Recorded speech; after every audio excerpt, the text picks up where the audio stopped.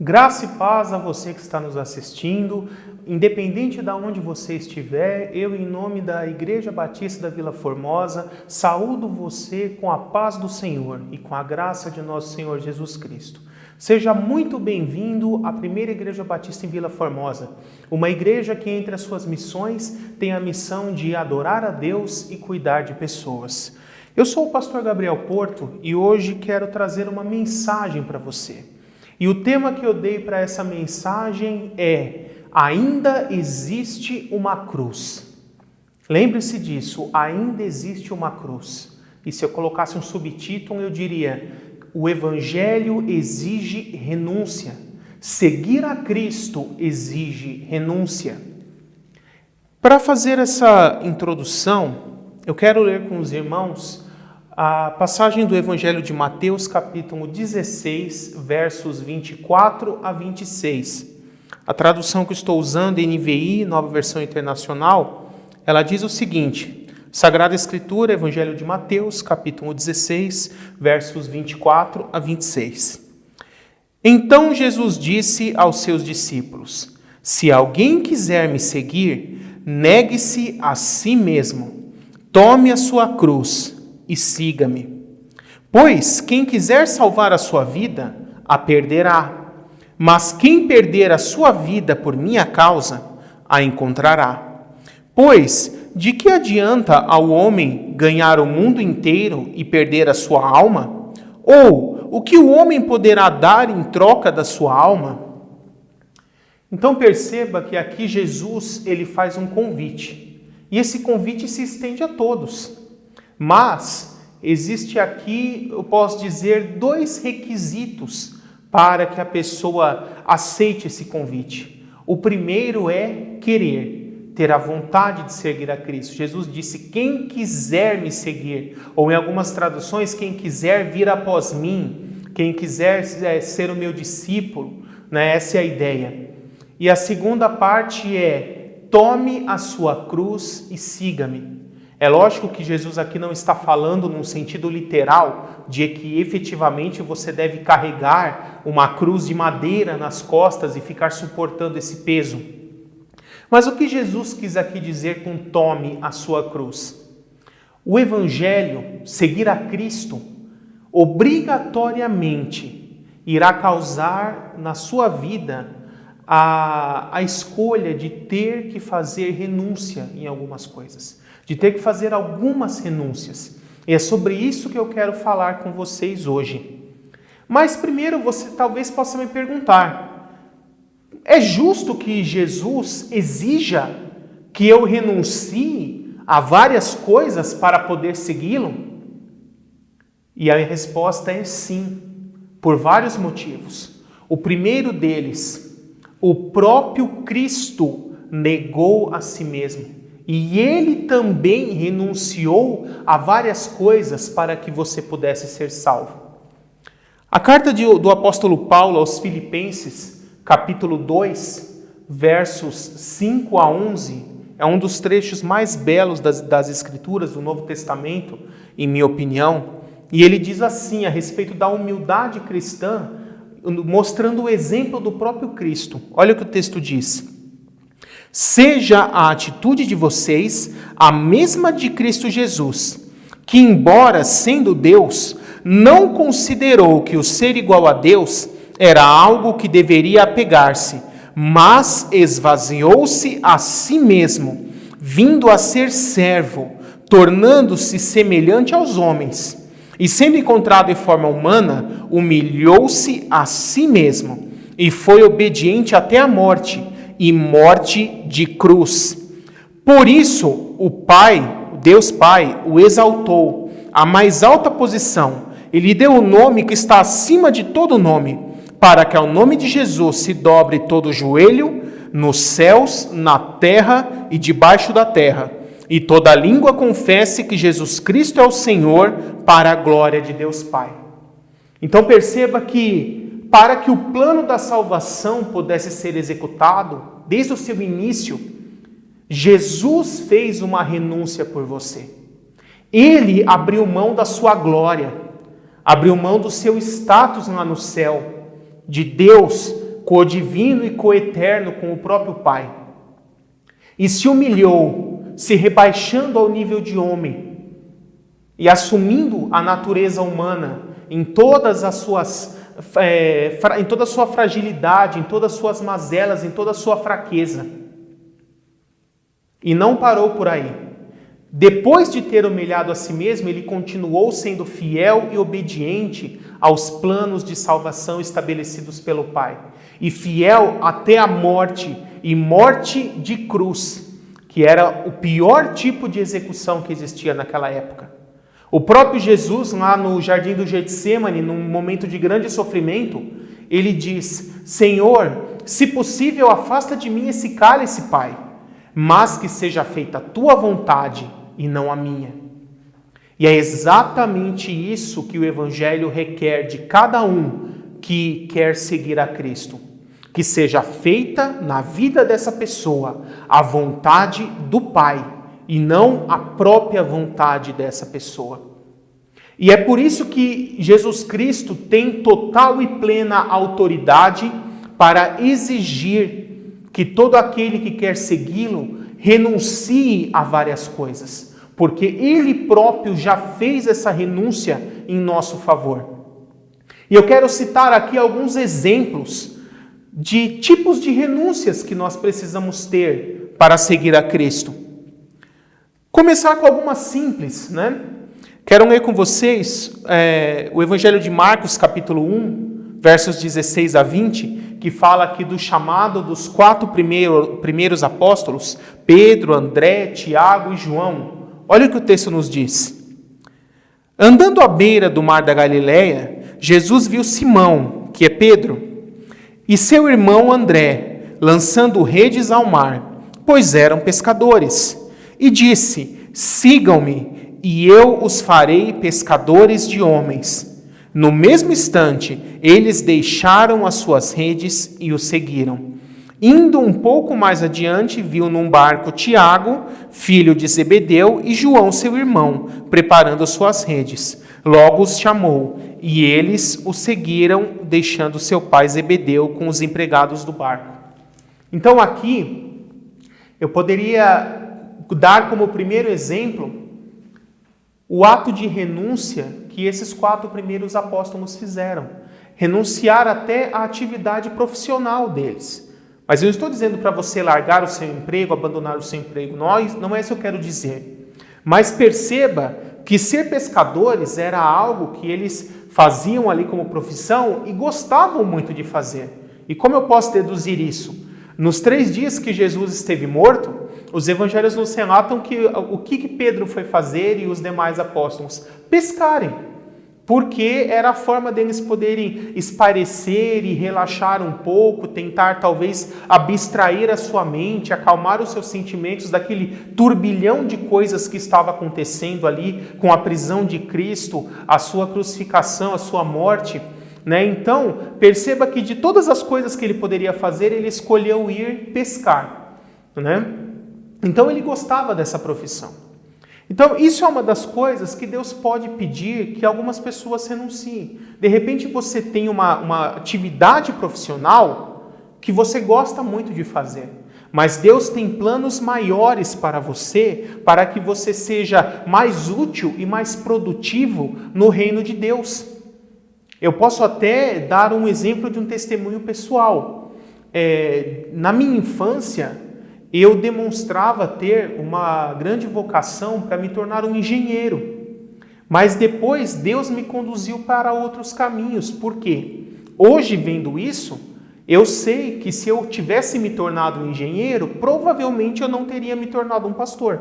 Porque é um trabalho que exige muito da pessoa, uma jornada muito grande, viajar para lugares distantes. E quando você faz isso em algo que você gosta muito, você, como diz o ditado, cai de cabeça no trabalho e acaba esquecendo das outras coisas. Então, muitas vezes, Deus vai pedir que você renuncie a uma atividade profissional que você gosta. É lógico, mesmo ela não sendo pecado nem errado, mas é porque Deus tem outros planos maiores e melhores para você.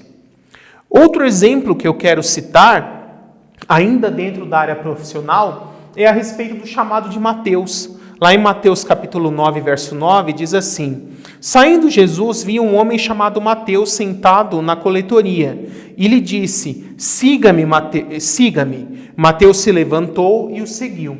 Como vocês devem saber, o evangelista Mateus, o apóstolo Mateus, que também se chamava Levi antes disso, ele era um coletor de impostos, era um funcionário do Império Romano. Era uma profissão extremamente mal vista, né, com grande ênfase na desonestidade, né, na corrupção, em que a pessoa sempre acabava pegando um pouco mais o dinheiro do imposto para ela. E então era uma atividade extremamente lucrativa, que concederia a Mateus uma vida financeiramente tranquila, estável, confortável pelo resto de sua vida, mas não agradava a Deus. E quantas vezes pessoas estão envolvidas em atividades profissionais, digamos assim, que são lucrativas, mas não agradam a Deus, não edificam, não servem de nada para o crescimento do reino de Deus. E isso é uma das coisas que Deus vai pedir que você renuncie. Porque a partir do momento que você entrega a sua vida a Cristo, a sua vida tem que glorificar a Deus. Você tem que glorificar a Deus em todas as áreas da sua vida.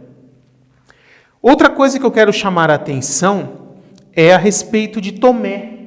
Tomé, a Bíblia fala dele lá no Evangelho de João, capítulo 20, versos 24 a 29, uma passagem bem conhecida que diz assim: Tomé, chamado Dídimo, um dos 12, não estava com os discípulos quando Jesus apareceu. Os outros discípulos lhe disseram: Vimos o Senhor. Mas ele lhes disse: Se não vir as marcas dos pregos nas suas mãos, não colocar o meu dedo onde estavam os pregos e não puser a minha mão no seu lado, não crerei. Uma semana mais tarde, os discípulos estavam outra vez ali, e Tomé com eles. Apesar de estarem trancadas as portas, Jesus entrou, pôs-se no meio deles e disse: Paz seja com vocês. E Jesus disse a Tomé: Coloque o seu dedo aqui, veja as minhas mãos, estenda a mão e coloque-a no meu lado. Pare de duvidar e creia. Disse-lhe Tomé: Senhor meu e Deus meu. Então Jesus lhe disse: Por que me viu, você creu. Felizes os que não viram e creram. A partir desse texto, eu posso dizer também que é necessário você renunciar à sua própria incredulidade. O que eu quero dizer com isso? Muitas vezes nós leremos nas Escrituras coisas que, humanamente, a nossa natureza, a nossa mente humana racional não vai aceitar. Vai discordar, vai achar que está errado, vai achar que não é daquele jeito. Mas é nesse momento que nós temos que ter a submissão de reconhecer que a Bíblia é a palavra de Deus, inspirada, infalível, inerrante e útil para o ser humano em todas as áreas da sua vida. E entre o que a Bíblia diz e o que você acha que é o certo, fique com o que a Bíblia diz, mesmo que humanamente você discorde. Então, negue, rejeite a sua própria incredulidade. E eu poderia colocar outras coisas aqui, pessoas que muitas vezes influenciadas por uma pseudociência, afirmam assim: eu creio em Deus, mas também creio na teoria do Big Bang, mas também creio que a Terra tem milhões de anos, mas também creio na teoria da evolução das espécies, e assim por diante. Não é possível conciliar essas coisas, irmãos. Creia no que a Bíblia diz. A Bíblia tem explicações e respostas para todas essas questões. E caso você queira se aprofundar nisso, eu recomendo os estudos de um cientista cristão chamado Adalto Lourenço. Facilmente você encontrará os vídeos dele aí na internet, no YouTube, por exemplo. Ele explica muito bem essas questões da criação, do dilúvio, mostrando que a Bíblia, o relato bíblico, é cientificamente correto e coerente. Outro ponto que eu quero ressaltar com os irmãos está lá em Mateus 10, verso 37, que diz assim, Jesus falando: Quem ama seu pai ou sua mãe mais do que a mim, não é digno de mim. Quem ama seu filho ou sua filha mais do que a mim, não é digno de mim. E quem não toma a sua cruz e não me segue, não é digno de mim. Quem acha a sua vida, a perderá, e quem perde a sua vida por minha causa, a encontrará. Aqui, Jesus fala a respeito de que muitas vezes nós teremos que renunciar até a vínculos familiares, a tradições familiares, né? Muitas vezes, eu posso dar um exemplo, você pode ter uma família que é de maioria católica e eles podem te convidar para ir numa quermesse ou numa festa dedicada a algum santo da Igreja Católica, e um cristão bíblico não deve fazer coisas desse tipo, né? Cosme e Damião e coisas semelhantes. Então, muitas vezes você terá sim que renunciar a esses momentos de festividades familiares, de comunhão com parentes, para poder servir a Cristo, para poder se manter fiel aos princípios das Escrituras. Será uma coisa dura, pesada, mas às vezes será necessária, né? É lógico que tudo que eu estou falando aqui, Jesus não vai pedir todas essas coisas a todo mundo. Ele sabe o que cada um precisa, onde cada um precisa ser trabalhado pelo Espírito Santo, e é ali que ele vai tocar no seu coração e te mostrar que você precisa fazer uma renúncia naquela área. Também quero falar a respeito das riquezas. Vinculados a esse assunto, tem o texto de Mateus 19, versos 21 e 22, que diz assim: Jesus respondeu: se você quer ser perfeito, vá e venda os seus bens e dê o dinheiro aos pobres, e você terá um tesouro nos céus. Depois venha e siga-me. Ouvindo isso, o jovem afastou-se, triste, porque tinha muitas riquezas.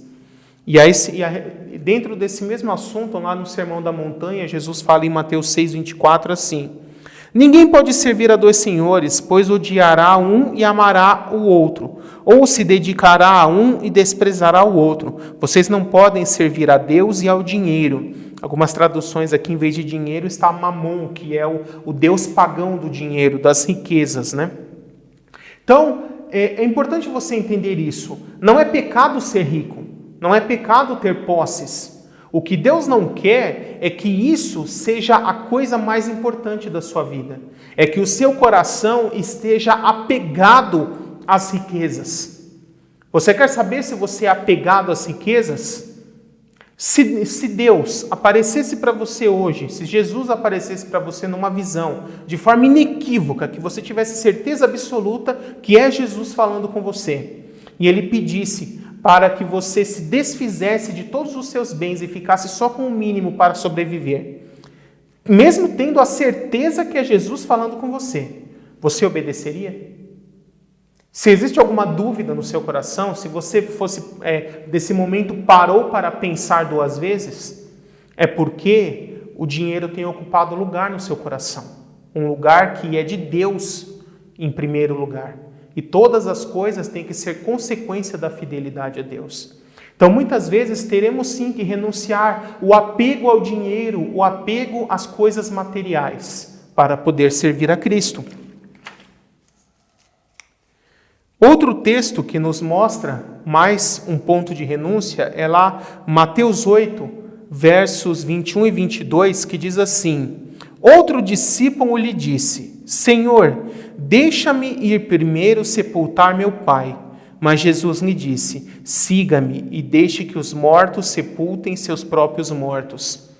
Muita gente não entende o que isso quer dizer, né? Será que o pai dele já estava morto e Jesus não deixou ele sepultar? Não é isso que Jesus quis dizer. Na tradição judaica, era obrigação do filho mais velho permanecer na família até que o pai morresse, para depois sepultar seu pai e continuar cuidando da família, ou passar essa liderança da família ao segundo irmão. Então, o que esse jovem quis dizer é: Senhor, espere que meu pai morra e eu possa sepultá-lo e resolver essas questões da tradição judaica para depois eu te seguir. E é exatamente isso que Jesus quis dizer. Deixe que os perdidos, aqueles que estão mortos espiritualmente, eles cuidem dos seus mortos e esperem que eles morram e os sepultem e façam essas tradições. Então, o que Jesus quis dizer aqui é que aquele que quer seguir a Cristo, muitas vezes terá que renunciar a tradições. E eu coloco aqui não só tradições familiares como essa, mas muitas vezes relacionadas à religião. Por exemplo, tem muitas pessoas que pensam assim, a minha família, todo mundo faz uma oferenda para um determinado santo ou Iemanjá, e eu faço isso por tradição. Minha família, na casa da minha mãe, tem uma imagem ali de uma divindade, da Maria, Nossa Senhora, enfim. E todo mundo que entra tem que fazer uma reverência, ou dar um beijinho, ou algo desse tipo. Enfim, eu poderia colocar tradições aqui de religiões orientais, religiões africanas, espiritismo e tantas outras coisas. Mas tudo isso tem que ser quebrado. Aquele que quer seguir a Cristo muitas vezes terá que renunciar tradições familiares, sejam elas religiosas ou não. Um grande exemplo de alguém que renunciou a muita coisa para seguir a Cristo é o próprio apóstolo Paulo. Eu poderia dizer que primeiro ele renunciou o seu status como fariseu, como mestre da lei, como doutor, renunciou a sua genealogia, a sua linhagem étnica como judeu, como hebreu, raça pura, digamos assim, entre aspas, o seu status perante o judaísmo, onde ele mesmo relativamente jovem já era uma autoridade, né? E ele fala a esse respeito lá em Filipenses capítulo 3, versos 4 a 9, inclusive usando palavras fortes. Olha o que ele vai dizer. Se alguém pensa que tem razões para confiar na carne, eu ainda mais, circuncidado no 8º dia de vida, pertencente ao povo de Israel, à tribo de Benjamim, verdadeiro hebreu, quanto à lei, fariseu, tanto quanto ao zelo, perseguidor da igreja, quanto à justiça que há na lei, irrepreensível. Mas o que para mim era lucro, passei a considerar como perda, por causa de Cristo. Mais do que isso, considero tudo como perda comparado com a suprema grandeza do conhecimento de Cristo Jesus, meu Senhor, por quem perdi todas as coisas e as considero como esterco para poder ganhar Cristo e ser encontrado nele, não tendo a minha própria justiça que procede da lei, mas a que vem mediante a fé em Cristo, a justiça que procede de Deus e se baseia na fé. Olha que palavras fortes. Ele dizia lá, eu era uma autoridade da minha religião, admirado, era um hebreu, raça pura, enfim, tinha tudo que alguém da sociedade judaica queria ter. Mas ele diz, eu considerei tudo isso como esterco, como lixo, como algo totalmente sem valor para poder seguir a Cristo. E não somente isso, ele teve também que rejeitar, fazer uma renúncia do seu próprio conhecimento, o seu conhecimento humano, segundo a carne, o seu conhecimento das leis do judaísmo, de viver de acordo com a lei. E ele vai falar a esse respeito lá em 1 Coríntios 1, versos 18 a 24, onde ele fala que o evangelho não é baseado no conhecimento dos homens, mas é baseado no poder de Deus. Ele diz assim, pois a mensagem da cruz é loucura para os que estão perecendo, mas para nós que estamos sendo salvos é poder de Deus. Visto que na sabedoria de Deus o mundo não o conheceu por meio da sabedoria humana, agradou a Deus salvar aqueles que creem por meio da loucura da pregação. Os judeus pedem sinais milagrosos, os gregos procuram sabedoria, mas nós, porém, pregamos a Cristo crucificado, o qual, de fato, é escândalo para os judeus e loucura para os gentios, mas para aqueles que foram chamados, tanto judeus como gregos, Cristo é o poder e a sabedoria de Deus. Então perceba que Paulo deixa bem claro aqui que muitas vezes Deus pedirá que você renuncie à sabedoria humana, o que você aprendeu no mundo, o que você acha que é certo segundo o que te ensinaram. E vai convidar você a esse desafio de viver pela fé. Essa é a diferença. Perceba aqui que realmente para o povo daquela época, o evangelho era loucura. Como alguém poderia dizer, olha, Deus, o Todo-Poderoso, o Criador de todas as coisas, se tornou um homem, com todas as fraquezas de um homem, que sentia fome, sede, frio, sono, cansaço, que se machucava, que poderia ser ferido, poderia sangrar. E ele, de fato, foi preso, foi torturado, sofreu todo tipo de flagelo até ser crucificado. Ele foi morto numa cruz, derramou o seu sangue. Será que, racionalmente, para as pessoas daquela época, faria sentido dizer que o Deus Todo-Poderoso se tornou um homem, veio a esse mundo, sofreu todo tipo de coisa e morreu e foi morto? Realmente seria loucura. Mas, pela fé, nós aceitamos essa verdade, de que ele foi morto sim, pelo perdão dos nossos pecados, mas ressuscitou, subiu aos céus e está à destra do Pai, intercedendo por nós, e um dia irá voltar para julgar vivos e mortos, e levar a sua igreja para habitar para sempre com ele, na glória celestial. Então, nós temos que muitas vezes renunciar à sabedoria humana também, para seguir a Cristo. Atos 4,12, o apóstolo Pedro diz assim: não há salvação em nenhum outro, pois debaixo do céu não há nenhum outro nome dado aos homens pelo qual devamos ser salvos. Vou ler de novo. Não há nenhum outro nome dado aos homens pelo qual devamos ser salvos. Entenda isso, irmãos. Salvação é somente em Cristo. Não existe outra forma de salvação. O cristianismo é sim uma religião exclusivista, porque a Bíblia nos ensina que o único caminho de salvação é Jesus Cristo. Nenhuma outra religião, nenhuma outra seita ou filosofia levará a pessoa à salvação. Você precisa entender isso. E Jesus, ele te quer inteiro, ele não quer só um pedaço de você. O que eu quero dizer com isso? Muitas pessoas eu vejo que tentam viver uma vida dupla. Ela quer servir a Deus, mas quer continuar servindo os espíritos. Quer continuar de vez em quando indo ali numa festinha da Umbanda, do Candomblé, na reunião do Espiritismo, ou muitas vezes o que é mais comum é por uma influência católica, quer continuar venerando a Maria ou Nossa Senhora, venerando imagens, venerando santos, fazendo coisas que são contra o que a Bíblia ensina e desagradam a Deus. Não existe esse negócio de eu adoro Jesus, mas eu também venero Maria. Não existe. Maria não salva. Nenhum santo salva. Nenhuma outra entidade de qualquer outra religião salva. Maomé não salva. Buda não salva. Confúcio não salva. Só Jesus salva. E por isso, aquele que quer seguir a Cristo tem que se entregar por inteiro e abandonar todas as influências de qualquer outra religião, seita ou movimento religioso.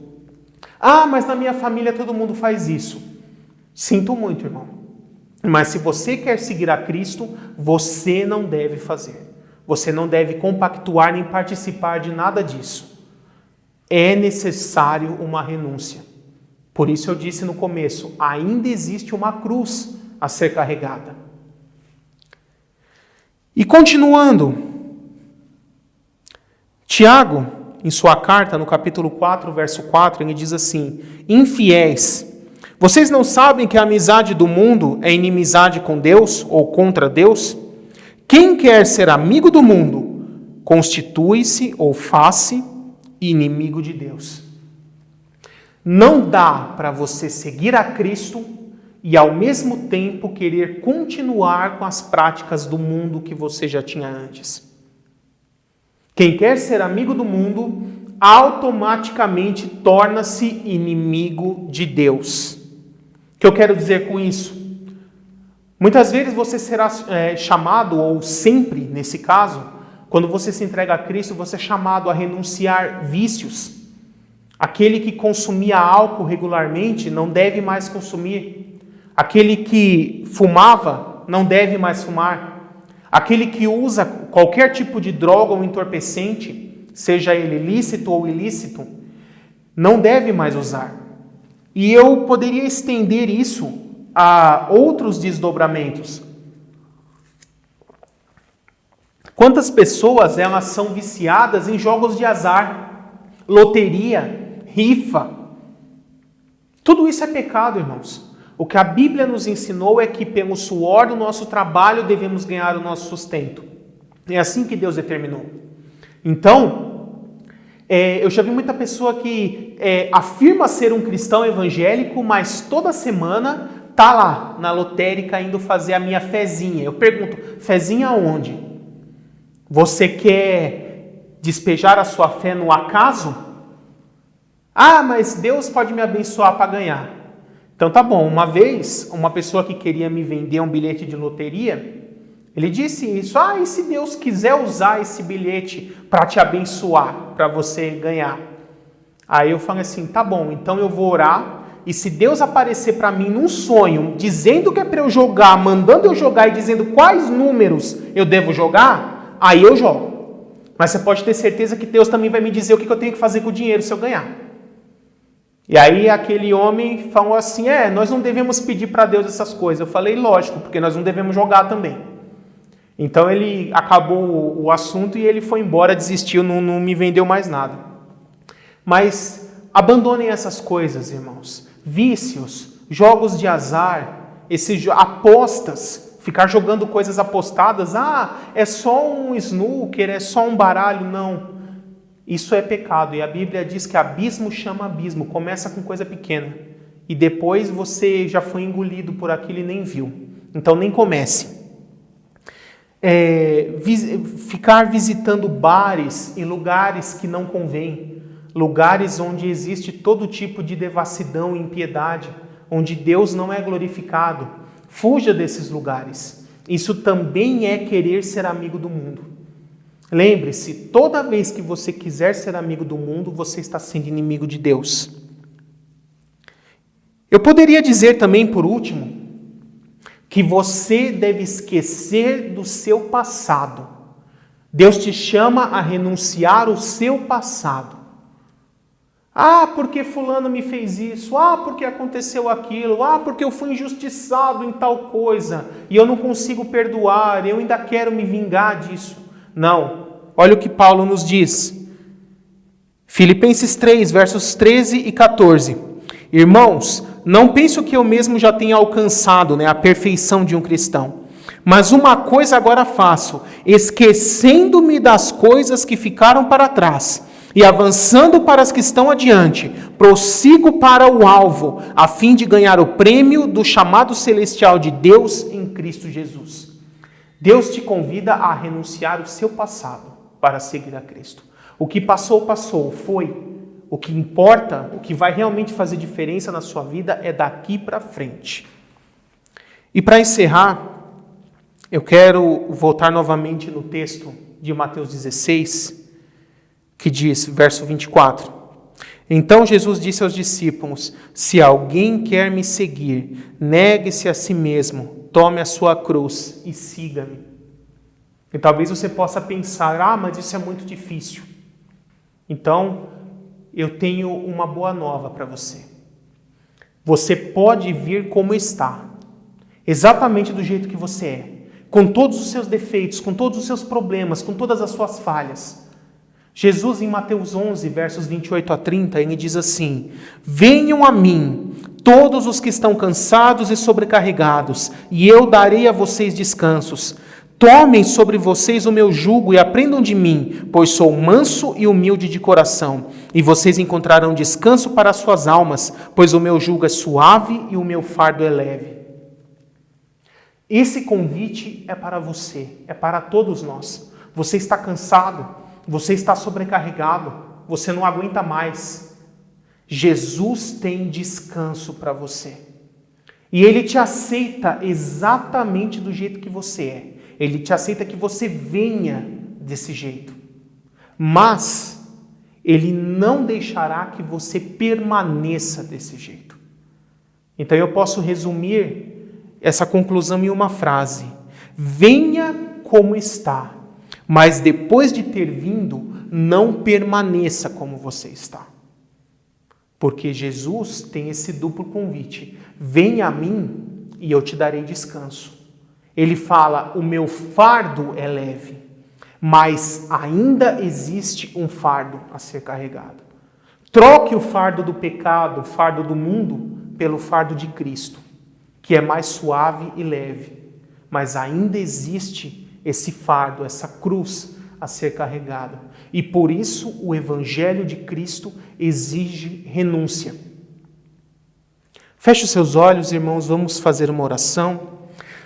Senhor Deus, Pai de amor, Todo-Poderoso, nesse momento, Espírito Santo de Deus, eu peço para que vá nas casas, em todos os lugares onde esse vídeo estará sendo assistido, em vários momentos diferentes, e mostre nas mentes e nos corações de cada uma das pessoas que estarão assistindo essa pregação o que elas devem renunciar. O Evangelho exige renúncia. Seguir a Cristo exige renúncia. O Espírito Santo irá mostrar para você, nesse momento na sua mente, o que você precisa renunciar para servir a Cristo na totalidade do seu ser, entregando a sua vida para Ele realmente 100%, todas as áreas da sua vida. E o Espírito Santo, assim que Ele te mostrar, obedeça. Faça essa renúncia. Deixe de seguir isso que te separa de Deus, que te afasta de Deus. Abandone isso para que você possa estar cada vez mais perto de Deus. E Espírito Santo de Deus, dá graça, dá força a essas pessoas para que elas possam abandonar todo tipo de mal que separa delas. Abandonar, Senhor, como um câncer que é retirado, que dói, mas que precisa ser arrancado porque está matando, está tirando a saúde da pessoa. Espírito Santo, dá força para que essas pessoas permaneçam fiéis até o fim. Essa é a oração que nós fazemos, já agradecendo, em nome de Jesus, amém. Que Deus te abençoe onde você estiver e que a graça de Deus, o amor do nosso Senhor Jesus Cristo e a comunhão de Deus Pai, comunhão e a consolação do Espírito Santo de Deus estejam com todos vocês em todos os lugares e com vocês permaneçam até a volta de nosso Senhor Jesus. Amém.